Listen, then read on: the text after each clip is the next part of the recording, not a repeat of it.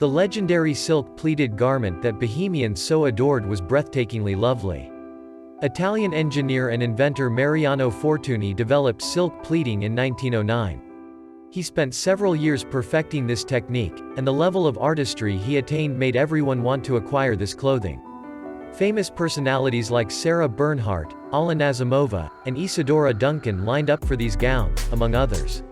5 times more fabric than traditional cutting was required for each dress, and the entire fabric was folded into small pleats, the number of which reached 450. The fabric dyeing was done at the Fortuny factory. When using natural dyes, bright and colorful were obtained. Due to the movable pleats of the silky surface, the garment played different shades of color: pink, orange, red. To preserve the structure of the pleating, the dresses were carefully twisted and placed in round cardboard boxes, similar to hat boxes. They were sold in this form. To create a Delfos, the prepared base was swept into small folds and treated with a special compound, and then passed through hot porcelain rollers. To ensure that the garment fit well, was evenly distributed over the figure and did not bounce, it was weighted. For this, beads made of Murano, Venetian, glass were sewn along the sides and along the edge of the hem.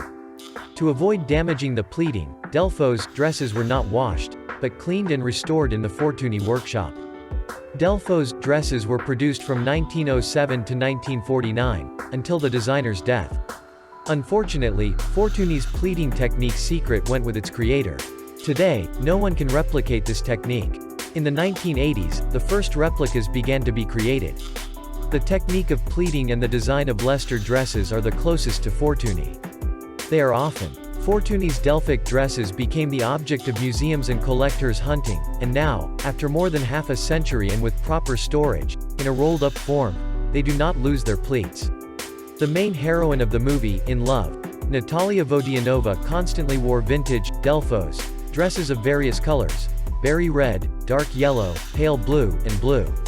Some of them were original, while others were made by the Leicesters.